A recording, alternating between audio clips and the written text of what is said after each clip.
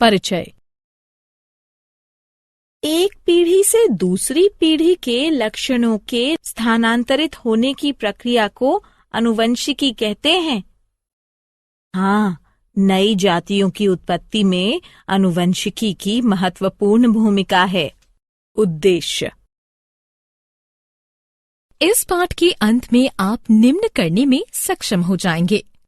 आनुवंशिकी को परिभाषित करना, जनन के दौरान रूपांतरण के संचयन को समझना, वंशागति लक्षणों को समझना, लक्षणों की वंशागति के नियम, मेंडल का योगदान को समझना, प्रभाविता के सिद्धांत की पहचान करना, विसंयोजन के नियम को समझना, स्वतंत्र अपव्यूहन के नियम को समझना, ये समझना कि लक्षण कैसे परिलक्षित होते हैं, लिंग निर्धारण की प्रक्रिया समझना, जनन के दौरान विविधता का संचयन, माता पिता तथा उनकी संतति में उत्पन्न होने वाले अंतर तथा भाई बहनों के बीच अंतर को विविधता कहते हैं। केवल वे विविधताएं वंशागत होती हैं जो जीवधारियों की जनन कोशिकाओं में दिखाई देती हैं। ये विविधता जाति का निर्माण करने वाले गुणसूत्र में जीन के संयोग से अथवा उत्प्रेरण के कारण पैदा होती है।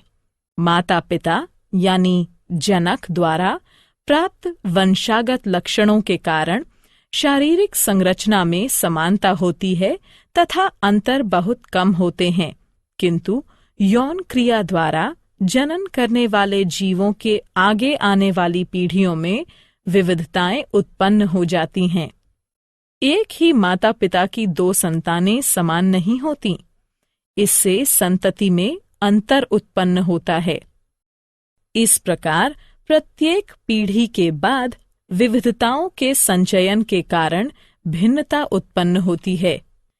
विकास के लिए विविधता कच्चे पदार्थ के समान है, आनुवंशिकी का आधार है, जीवों के नए प्रकार बनाता है, जीवों को बदले वातावरण से अनुकूलन करने में सहायता प्रदान करता है तथा प्रत्येक जीव को एक विशिष्ट पहचान देता है। वंशागत लक्षण, जो विशेषक व्यापक पदार्थों द्वारा नियंत्रित होते हैं तथा माता पिता द्वारा विरासत में प्राप्त होते हैं, वंशागत लक्षण कहलाते हैं। गतिविधि। मनुष्य के कान दो प्रकार के होते हैं, मुक्त कर्णपाली वाले कान, जुड़े कर्णपाली वाले कान। हम दूसरे सभी के कानों का निरीक्षण करके वंशागति की प्रक्रिया को अधिक अच्छी तरह से समझ सकते हैं। हम देखते हैं कि हमारे कुछ मित्रों की कर्णपालियां मुक्त हैं, जबकि कुछ एक की कर्णपालियां जुड़ी हुई हैं। लक्षणों की वंशागति के नियम, मेंडल का योगदान। लक्षणों की वंशागति के नियम इसलिए आए क्योंकि माता पिता दोनों समान रूप से आनुवंशिक पदार्थ डीएनए का योगदान बच्चे के लिए करते हैं। इस प्रकार प्रत्येक लक्षण माता तथा पिता दोनों के लक्षणों से प्रभावित हो सकता है। पीढ़ी दर पीढ़ी लक्षणों की वंशागति का अध्ययन करने के लिए ग्रेगोर जॉन मेंडल ने 1856 में 7 दृश्य विपरीत लक्षणों वाली मटर पर प्रयोग किए। तने की ऊंचाई, लंबे या बौने पौधे, बीज का आकार गोल या झुर्रीदार बीज, बीज का रंग हरे या पीले बीज, पुष्प का रंग सफेद या बैंगनी फूल, फली का आकार पूर्ण या सिकुड़ा, फली का रंग हरा या पीला, पुष्प की स्थिति अक्षीय या सिरा। एक लंबे तथा एक बौने पौधे के बीच क्रॉस कराया गया। इस प्रकार का क्रॉस जिसमें केवल एक ही लक्षण ज्ञात हो, मोनोहाइब्रिड क्रॉस कहलाता है। पहली पीढ़ी में सभी पौधे लंबे थे, कोई भी बीज के लक्षण का नहीं था। दूसरी पीढ़ी में दोनों ही लक्षण संतति में 3/1 के अनुपात में परिलक्षित थे। इन प्रयोगों के आधार पर मेंडल ने 2 नियम प्रतिपादित किए: प्रभाविता का नियम, विसंयोजन का नियम। प्रभाविता का नियम।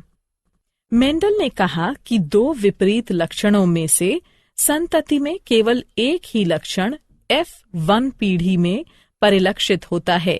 वे लक्षण जो कि प्रथम पीढ़ी में परिलक्षित हैं, अर्थात लंबाई, यह प्रभावी लक्षण है, जबकि जो लक्षण प्रथम पीढ़ी में परिलक्षित नहीं है, अर्थात बौनापन, तो ये अप्रभावी लक्षण है। विसंयोजन का नियम। मेंडल ने कहा कि किसी भी अभिलक्षण के अगली पीढ़ी में जाने से पहले सबसे पहले जीन्स को युग्मक में पृथक किया जाता है, जो फिर आपस में मिलकर युग्मनज बनाते हैं। इसी प्रकार अपने प्रयोग में मेंडल ने बीज के 2 अभिलक्षण चुने: बीज का रंग पीला या हरा, बीज का आकार गोल या झुर्रीदार।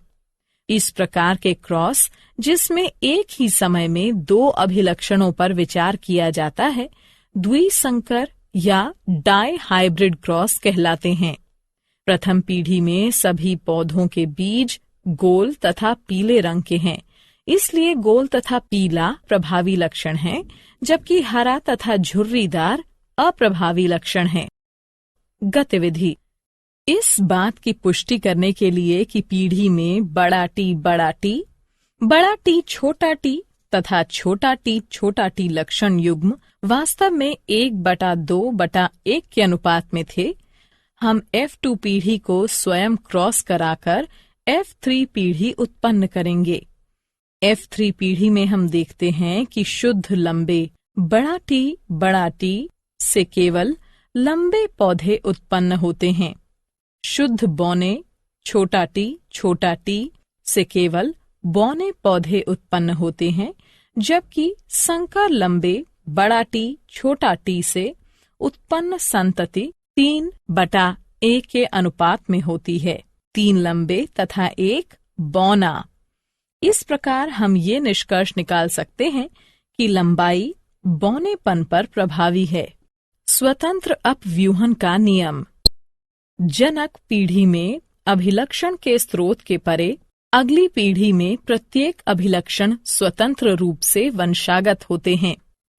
प्रत्येक जीन सेट डीएनए के एक अकेले धागे के रूप में नहीं, बल्कि स्वतंत्र टुकड़ों के रूप में होता है, जिसे गुणसूत्र कहते हैं।